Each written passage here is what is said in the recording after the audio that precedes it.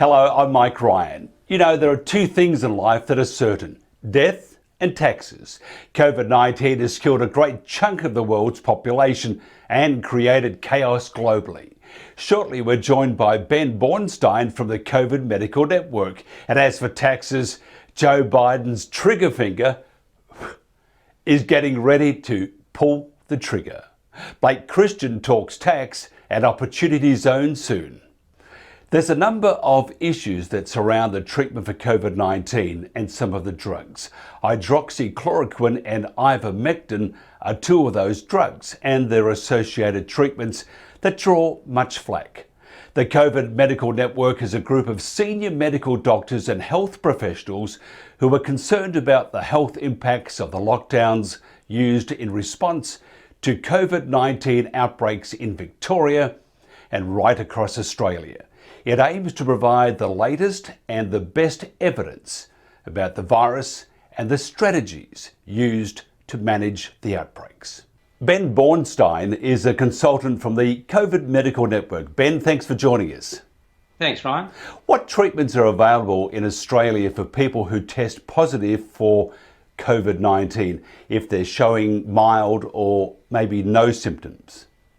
Well, I think that question brings up the status quo here, which is the advice that we're given from our National Clinical Evidence Task Force, all ministers, etc. It seems to be wait at home. I've heard it phrased the rot and see. If you get worse, go to hospital. There are no treatments, no early treatments proposed at all. And that's absurd for medicine. Every doctor you speak to, there's not a single condition that you would treat like that normally. That is, wait and see if you're bad enough to go to hospital. Is this the same for all age groups, including maybe the aged? Look, in raising the aged issue, it's really important to understand that this disease is statistically showing to affect age groups at very different levels.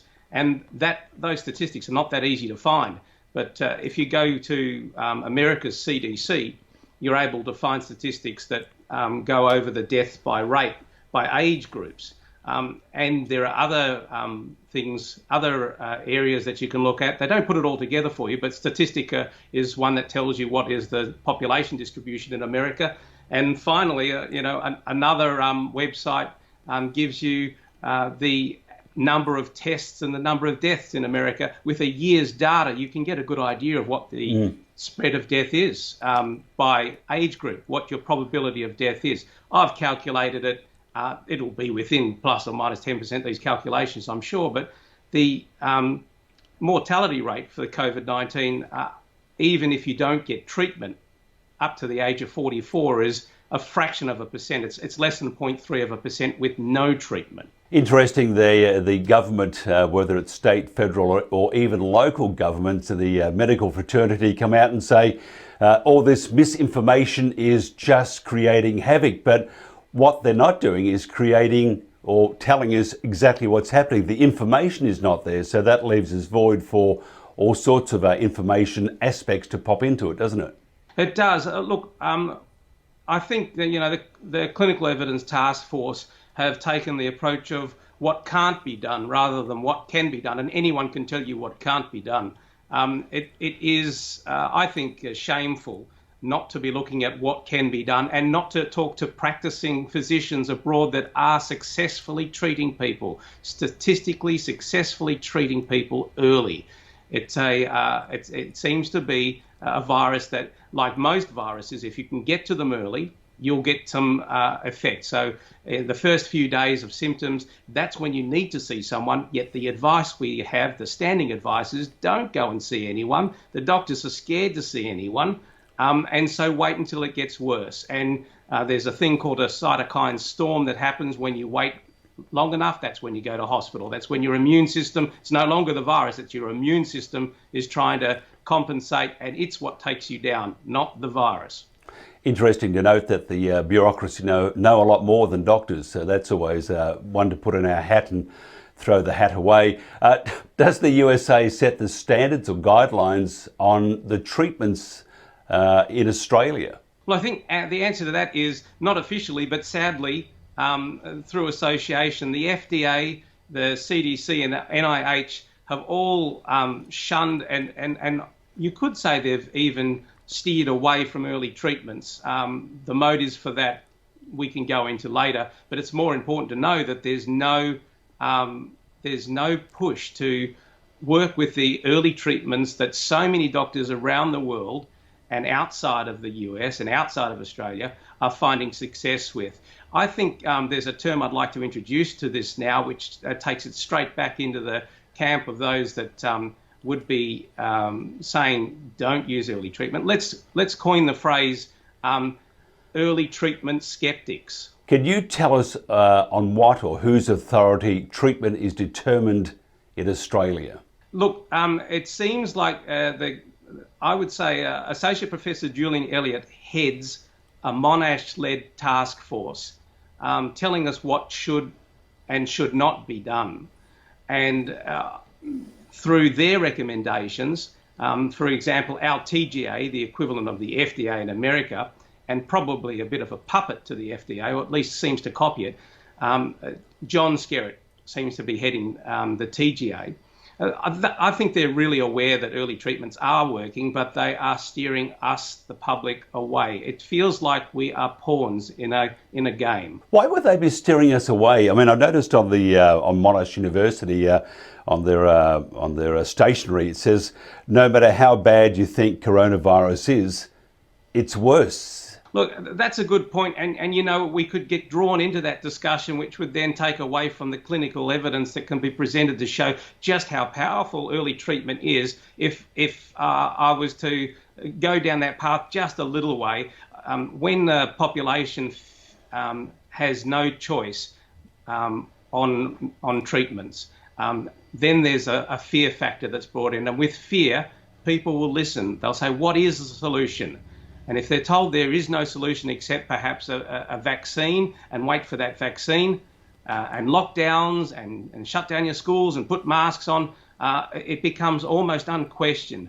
But if you do question it, then all of a sudden the catchphrase throws out there of, well, it's misinformation, the real misinformation. And this is true. The real misinformation comes from the burying of the evidence for early treatment and the glossing over of the dangers of introducing vaccines at warp speed. It's just been this media circus. They really add fuel to the fire, and the clickbait must be enormous. But yeah, I've seen such horrendous headlines of this, and it's all, you know, it has to come from somewhere. So they seem to be all in this great little team. You've got the government, you've got the bureaucracy, you've got the part of the medical fraternity, you've got those who are looking at this as a profit centre, as a business.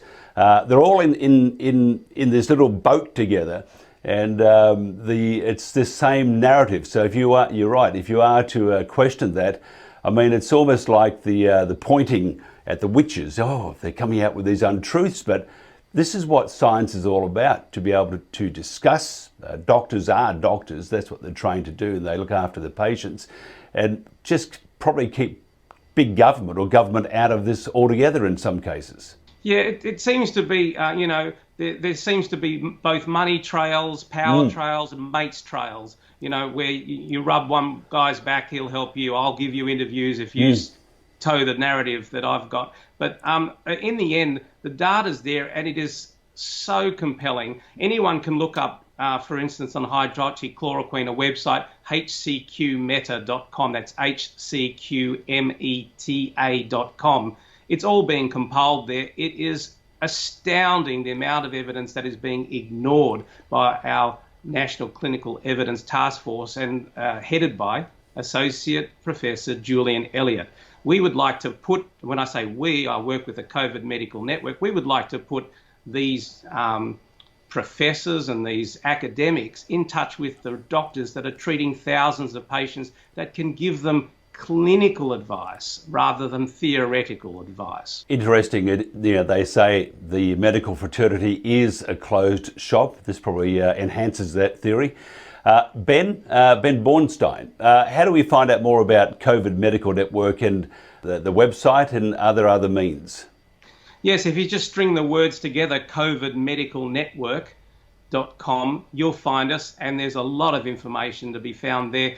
But basically, webinars are on there, and the facts section, and always facts are contentious. I'm dubious of any site that says fact checker, but look through the facts and the information there, just so that you can have. You can be informed, and this is a theory we'd like to pursue in the future: informed consent. Things are really moving at a rapid pace, but some interesting questions which we must develop in later episodes of Asia Pacific Today. Ben is from the COVID Medical Network. Thank you very much. A pleasure. Joe Biden promised as a candidate that he would, on day one, repeal the entire Republican Tax Cuts and Jobs Act, which was enacted in 2017. He wants to tax energy, reimpose the Obamacare individual mandate tax capital gains as ordinary income, and double the top rate, raise the death tax so don't you die, and impose a $200 gun tax and other measures to fund his Green New Deal, plus economic bailouts for the Democratic states and cities that don't know how to run states or cities. Blake Christian is a partner at Holthouse, Carlin and Van Trite. Blake, great to see you once again. Great to see you, Mike. Look, there's been talk of both long-term and short-term capital gains being taxed at very high federal rates by the new administration. Can you tell us any more about this and any likely timing? Right. Well, during the debates and the campaign, President Biden made it pretty clear that he was going to emasculate the Trump 2017 Tax Act and get rid of a lot of the tax benefits that he provided and stimulated the economy in quite a good way. And a couple of the core things is to tax capital gains at a much higher rate, as you mentioned. And so that would take us on, for short-term capital gains, those 12 months or less, that they would get raised from the maximum of 40.8%. Those would go up to 43.4, and he would do the same. He would not differentiate. Long-term capital gains would get taxed at that same rate, and they'd go from 23.8 up to 43.4. So you'd have less impact from the short term, but the long term, essentially, go up about 80%. Tell us about the Opportunity Zones program and its benefits. So the Opportunity Zone program, again, came in the 2017 Tax Act. The good news here is that the Biden administration likes the program. It actually had its genesis in the Obama administration.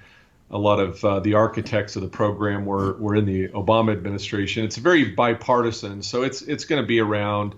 Both Biden as well as Harris like the program because it helps the inner cities. So the idea of the program, it's kind of almost a Robin Hood setup where you're but in reverse, you're untaxing the rich and moving the benefits to the poor. So over 8,700 census tracts, which generally consist of a population somewhere between 10,000 and 15,000 people. So they're just these gerrymandered blocks. Could be multiple city blocks. In rural areas, it could be hundreds of acres or hundreds of square miles even. So these census tracts that have high poverty rates and other economic challenges to the residents were identified. The governors were allowed to pick those from a larger group, and provided an investor rolls capital gains that they have, either short-term or long-term, that can be from anything: stocks, bonds, cryptocurrency. You could sell a business, you could sell artwork, whatever generates a capital gain. You can roll it into an opportunity zone fund, and there's a bunch of public ones around. And you can also even set up your own, which is mainly what I do. And I've set up about 85 for high net worth individuals. And you roll the money in, you don't pay tax on that gain until December 31st, 2026 is when it matures. And then you pay tax in 2027 on that gain that you deferred. In between, as long as you've held the fund for 5 years, you get to increase your basis in the investment by 10%. So if you had $1 million gain, you get a 10% basis bump after 5 years, and you pay tax on $900,000 instead of $1 million in 2027. On the real juice out of the program happens if you hold the fund and the underlying assets for 10 years. And once that happens, all of that gain, in my example, the $1 million that you rolled, let's say that ends up going to $10 million. You have a $9 million gain. For federal purposes, that gain goes poof. You never pay federal tax on it. And all but 4 states in the U.S. follow the same rules, and you would get that exemption for state tax purposes too. And there's no limit as to how large that gain can be. So I really like using the program for operating businesses, because you're going to have a lot more appreciation potential in an operating business where, you might get a 1,000% return, rather than, a good real estate project might give you 10% a year. And so you more than double your investment after 10 years. It's good, but it's not as exciting as a operating business. Have there been any changes or extensions announced as a result of COVID-19 just creating havoc? Well, funny you should ask. So about 2 weeks ago, the second COVID extension for opportunity zone investing came through, which we were happy. It actually was, came through, I think, on the night before Biden took office, and so the IRS released relaxation rules that allows you more time to invest the money into an opportunity zone fund. And so most people with 2020 gains and some 2019 gains even have until at least March 15th of 2021 to reinvest. And the vast majority will have until September 10th of 2021 to reinvest that money. And that the requirement, to get the initial deferral is just to put it in the opportunity zone fund. If you set up your own, you still, under the new rules, you can have up to 55 months after you put the money into that fund to find appropriate investments, whether it be a real estate deal, whether it be an operating business, or other qualifying assets. Can you tell us how the program can be used to shelter maybe short-term capital gains associated with activities such as stock trading and crypto speculation? Right. We've seen a lot of that. And, it used to be a little bit of a kind of a fringe investment, strategy. A lot of our clients weren't doing it, but now it's become, pretty mainstream that it's not unusual for clients to approach us and say, hey, I just made $500,000 in crypto, or I've been day trading because I'm sitting at home and have more time to watch the market, and I've made $1 million over the last 6 months. And as you mentioned, people are churning their accounts, they're trading more rapidly, which results in the short-term gains. And so, as I mentioned earlier, since the rate risk that it's going to climb in 2026 when you're going to pay this tax, that spread is a lot thinner on a short-term capital gain. So we really like to put short-term capital gains into the opportunity zone funds because there's very little rate risk. We're still, the majority are long-term capital gains just because the taxpayers have held them a long time, but we're getting a whole lot of interest from the short-term traders. So we've set up a lot at year-end with crypto. Now, I would imagine your middle name is Opportunity Zones. If somebody wants, because you know so much about it, if somebody wants to talk to you about Opportunity Zones and how to make the most out of what's happening at the moment with the Biden administration and securing your future and just doing good business, how will they get hold of Blake Christian? You know, easiest way, Google Blake Christian CPA, and you'll get all my contact information, all my articles will pop up. You can reach me via text or a call at 562-305-8050. And just finally, unscripted, just in one word out of 10, or one word only, a rating for the Biden administration from your point of view. I was afraid you were going to ask that. You know, I would give him a solid 5 at the moment. All right, Blake Christian, we'll have to ask you that again next week, or later this week, in fact. Thank you very much. Thank you. Great to see you. And that's it for Asia Pacific Today. I'm Mike Ryan.